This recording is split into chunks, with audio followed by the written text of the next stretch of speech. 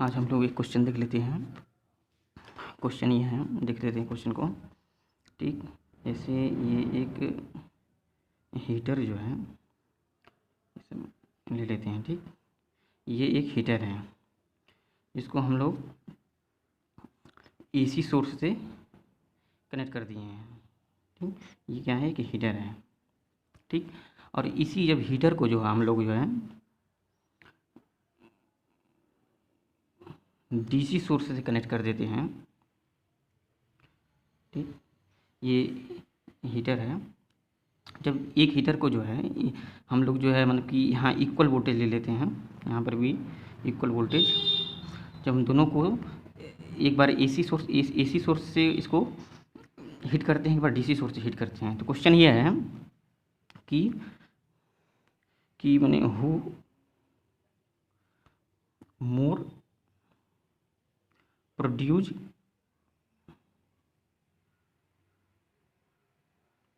Heat,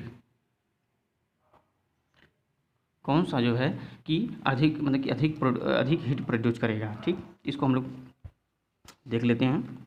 ठीक, तो हम लोग जैसा कि यहाँ पर दिया हुआ है कि ये क्वेश्चन जो है मतलब देखा जाए तो ये वेरी इजी है। ठीक,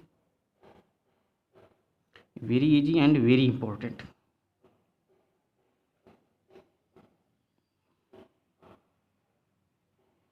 ये क्वेश्चन जो बहुत ही इजी है एंड वेरी और बहुत ही मतलब कि इम्पोर्टेंट भी है। ठीक, इसको हम लोग देख लेते हैं। तो जैसा कि हमने यहाँ पर जो है एसी सप्लाई दिया हुआ है, तो हम लोग हीटर यहाँ पर भी ले लेते हैं। ठीक, एक कॉइल नुमा है। ठीक, इस तरीके से जो है हमने जो है एसी सप्लाई कनेक्ट यहाँ कर दी हुई है। ठीक, हीटर ले लिया। ठीक, और हम लोग यहाँ एक हीटर जो है डीसी सप्लाई से कनेक्ट कर देते हैं। ठीक, यही क्वेश्चन ही है। ठीक, देखिए जब हम एसी सप्लाई से कनेक्ट करते हैं तो इसका रजिस्टेंस आर तो होगा ही होगा। ठीक, इसका भी रजिस्टेंस आर होगा। ठीक, तो चूँकि एसी सप्लाई है यहाँ, तो यहाँ पर भी आर के अतिरिक्त यहाँ पर एक्सएल भी होगा। ठीक, एक्सएल क्या है? इंडक्टिव रिएक्टेंस है ये। ठीक, यहाँ पर लिख देते हैं वेयर, जहाँ एक्सएल जो है इंडक्टिव रिएक्टेंस है, इसे हिंदी में बोलते हैं प्रेरण प्रतिघात है। ठीक, तो एसी में होता है। ठीक, डीसी में एक्सएल नहीं होता है। डीसी में एक्सएल नहीं होता, क्यों नहीं होता? क्योंकि एक्सएल इक्वल टू कितना होता है? Omega L. ठीक, ओमेगा इक्वल टू कितना होता है? 2 पाई एफ इंटू एल। ठीक, और यहाँ पर डीसी के लिए जो है एफ क्या होता है? 0 होता है। तो एक्सएल क्या हो गया? यहाँ पर 0 हो गया। तो मतलब यहाँ एक्सएल नहीं होता, यहाँ ओनली आर ही होता है। ठीक, ये हम लोग देख लिए। ठीक, और आगे जैसे कि यहाँ पर यदि इक्विवेलेंट रेजिस्टेंस इसका निकालेंगे, इसका इक्विवेलेंट रेजिस्टेंस जब फाइंड करेंगे तो आता है आर स्क्वायर प्लस एक्सएल का होल स्क्वायर रूट में। ठीक, ये हो गया। अब इसका देख लेते हैं, इसका तो आर ही होगा, इसका रजिस्टेंस क्या होगा? इसका इक्विवेलेंट भी यहाँ इक्विवेलेंट तो आर ही होगा। ठीक, अब आप देख रहे हैं कि इसका जो रजिस्टेंस है, इसका रजिस्टेंस ठीक इसके कंपेयर में हाई है। ठीक, मतलब यहाँ से कह सकते हैं जो इक्विवेलेंट रजिस्टेंस है यहाँ ये हाई है, यहाँ जो इक्विवेलेंट रजिस्टेंस है वो कम है। ठीक, हाई क्यों हो जा रहा है रजिस्टेंस? क्योंकि यहाँ जो है आर के अतिरिक्त जो है एक्सएल भी है, इस वजह से इसका जो रजिस्टेंस है ये हाई है। ठीक, अब हम जानते हैं कि जब यहाँ पर रजिस्टेंस हाई है तो करंट क्या होगा? यहाँ पर इसके अतिरिक्त कम होगा करंट। इसका करंट क्या होगा? ज़्यादा होगा। इसका करंट क्यों कम होगा? क्योंकि इसमें जाने वाली जो करंट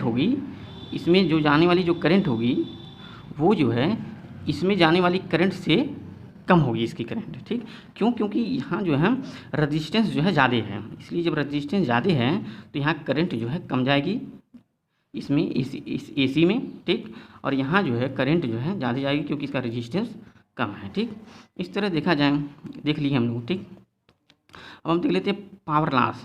पावर लॉस जो होता है आई स्क्वायर आर होता है। ठीक, यहाँ पर भी पावर लॉस जो होता है, यहाँ P1 कर लिया जाए, P2 कर लिया जाए। ठीक, कोई दिक्कत नहीं है, थोड़ा सा मतलब कि ये समझने में आसानी रहेगी। ठीक, तो यहाँ पर भी आई स्क्वायर आर होगा। ठीक, अब आप यहाँ देखें कि हमने यहाँ जो है केवल आर ही लिया है, यहाँ पर भी, यहाँ तो आर रहेगा, यहाँ पर भी आर ही लिया है, हमने एक्सेल को नहीं लिया है। एक्सेल को इसलिए नहीं लिया है क्योंकि एक्सेल जो है पावर कंज्यूम नहीं करता है। ठीक है, एक्सेल क्या करता है, एक्सेल जो है वो जो है पावर लॉस नहीं करता है। ठीक, आगे हम लोग इसके बारे में डिटेल चर्चा कर लेंगे। ठीक ना, फिलहाल तो ये पावर लॉस नहीं करता, इसलिए हम लोग ने उसको हटा दिया है। ठीक, तो आप देखें कि यहाँ पर जो है आई यहाँ पर कम है, आर तो बराबर है, आर यहाँ पर भी है, आर यहाँ पर भी है। ठीक, लेकिन यहाँ आई जो है, यहाँ पर आई मैक्सिमम है, मतलब इससे ज़्यादा है। ठीक, तो जाहिर सी बात है यहाँ पावर लॉस जो है, ज़्यादा होगा। ठीक, तो यहाँ पर क्या होगा, DC मोर पावर लॉस, मतलब हीट जो है, मतलब आंसर क्या निकला, हीट जो है ये ज़्यादा प्रोड्यूस करेगी, और AC जो है, हीट जो है इसके कंपेयर में कम प्रोड्यूस करेगी। ठीक, तो हमारा यही आंसर था, मतलब कि हमारा यही उत्तर था कि इसमें का आंसर था कि जैसे कि इसमें क्वेश्चन ये था कि कौन सा जो है ज़्यादा हीट प्रोड्यूस करेगी। ठीक ना, तो हम लोग देख लिया है यहाँ पर जो है कि हमारा जो है आंसर इसका यही है कि DC मोर पावर लॉस, मतलब कि DC ही ज़्यादा पावर लॉस करेगी, अर्थात जो है ये ज़्यादा हीट को प्रोड्यूस करेगी। कारण बस इतना है कि इसमें जो है कि एक्सेल नहीं होता है। ठीक, इसमें एक्सेल होने की वजह से ये इसमें करंट कम जाता है। ठीक, इस वजह से हो गया, ठीक, आंसर यही हो गया, DC जो है मोर पावर लॉस करेगी। ठीक, जैसा कि हम यहाँ पर बोले थे कि ये जो एक्सेल है इसके बारे में हम लोग डिटेल चर्चा करेंगे, तो हम लोग कर लेते हैं। देखिए, जैसे कि एक एक्सेल होता है और एक रेजिस्टेंस होता है। ठीक, तो एक्सेल का जो यूनिट होता है, ठीक, ओम होता है, और आल्सो ओम इसका भी होना, मतलब कि ठीक है, आल्सो इसका भी ओम होता है, मतलब इसका भी ओम होता है। ठीक, दोनों का ओम होता है। ठीक, अब जैसे कि दोनों में मतलब अंतर क्या है। ठीक, जैसे हम रेजिस्टेंस की बात कर लेते हैं, तो रेजिस्टेंस क्या होता है, यदि हम डिफिनीशन की बात करें रेजिस्टेंस की, तो रेजिस्टेंस का डिफिनीशन क्या होता है, तो रेजिस्टेंस जो होता है किसी मटेरियल का ये प्रॉपर्टी है। क्या है, किसी भी मटेरियल का ये प्रॉपर्टी है। रेजिस्टेंस जो होता है किसी मटेरियल का प्रॉपर्टी होता है। और जो ये हमारा एक्सेल होता है ये मटेरियल का प्रॉपर्टी नहीं होता है, ये डिवाइस की प्रॉपर्टी होता है। ये डिवाइस की प्रॉपर्टी होता है। ठीक, ओके, तो हम लोग ये बहुत ज़्यादा जरूरी है कि आर और एक्सेल में क्या अंतर है। तो यहाँ पर ध्यान दें कि आर जो है किसी मटेरियल का प्रॉपर्टी होता है। ठीक, ये रेजिस्टेंस क्या होता है, एक मटेरियल का प्रॉपर्टी होता है, लेकिन एक्सेल जो है ये मटेरियल का प्रॉपर्टी नहीं होता है, ये डिवाइस की प्रॉपर्टी होती है। ठीक, वो भी कब, वो भी कंडीशन है इसमें। ठीक, कब, जब AC हो, जब हम AC सप्लाई देंगे तभी, ठीक है, तभी ये जो है मतलब कि एक्सेल होगा। यदि DC सप्लाई देंगे तो एक्सेल होना ही नहीं है। ठीक, कंडीशन भी है कि जो है ना AC, जब AC हो। ठीक, यदि हम DC दे देंगे तो वो भी तो तब नहीं होगा। ठीक, इतना हम जान लिए। ठीक, अब जैसे कि यहाँ पर, जैसे कि हमने यहाँ बात की थी कि एक्सेल जो है यहाँ पर जो है, जैसे हमने यहाँ पर एक्सेल को नहीं लिया है। ठीक, इसलिए हमने एक्सेल को इसलिए नहीं लिया, बताए थे कि ये मतलब कि पावर जो है कंज्यूम नहीं करता, पावर को लॉस नहीं करता है। ठीक, तो क्यों पावर को लॉस नहीं करता है, ऐसी क्या बात है कि पावर को ये लॉस नहीं करता है। ठीक, इसको भी हम लोग देख लेते हैं। देखिए, होता क्या है कि एक्सेल, ठीक, तो होता क्या, जैसे हम इंडक्टर होता है, इंडक्टर में जब हम AC सप्लाई देते हैं तो यहाँ एक्सेल हो जाता है। ठीक, एक्सेल क्या करता है कि करंट का विरोध करता है। ठीक, तो करंट के विरोध करने की वजह से जो है ऐसा इसमें होता है, ठीक, कि वोल्टेज जो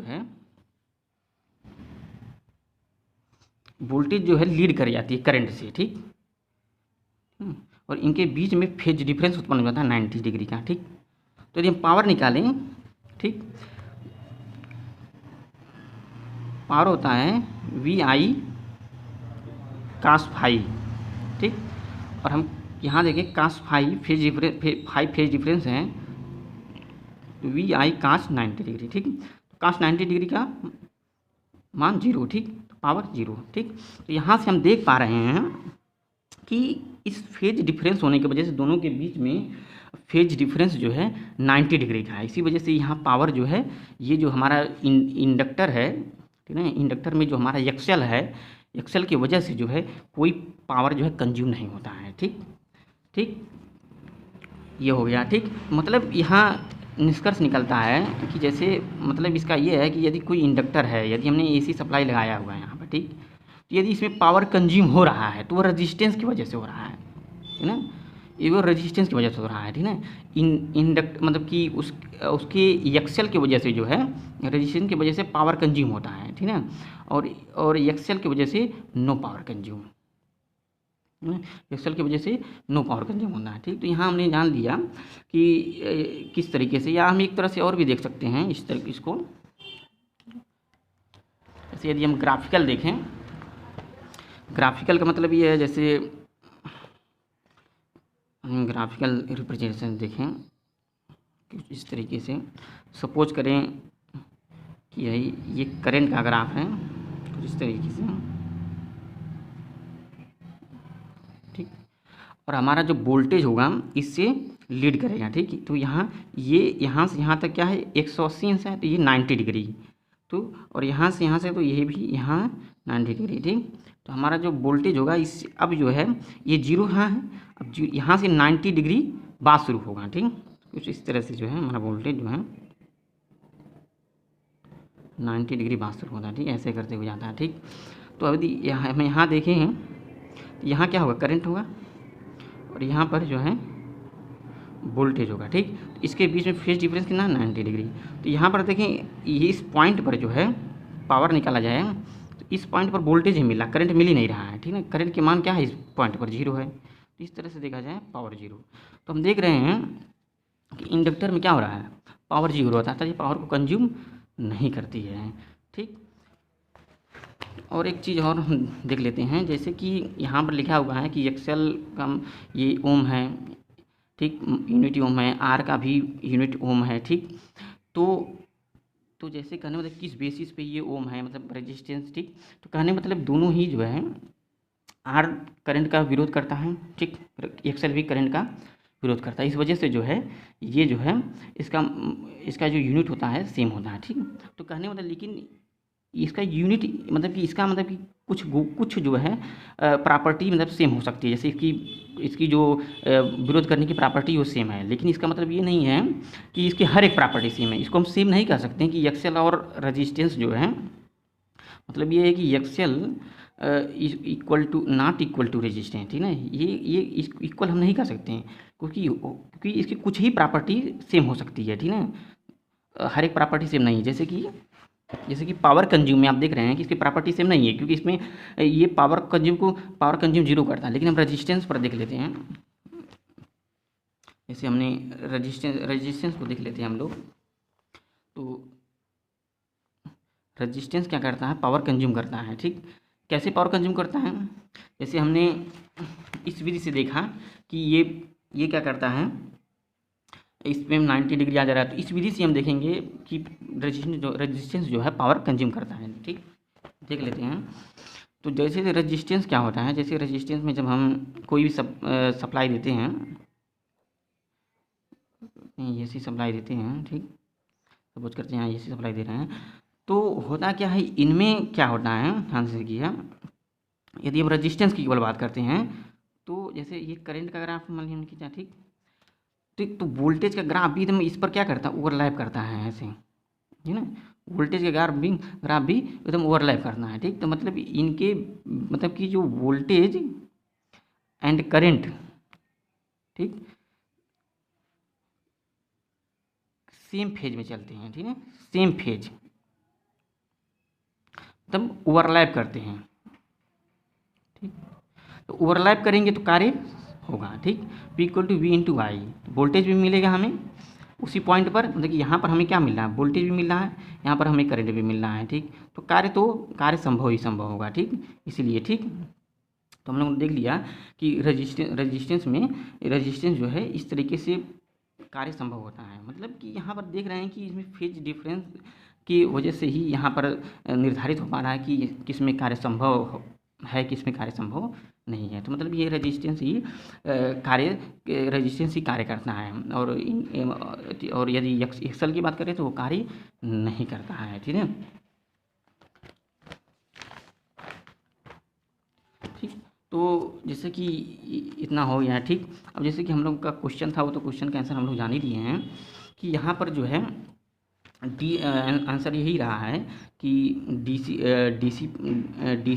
जो है ज़्यादा जो है पावर कंज्यूम करती है, ठीक, क्योंकि डीसी में जो है एक्सेल नहीं होता है।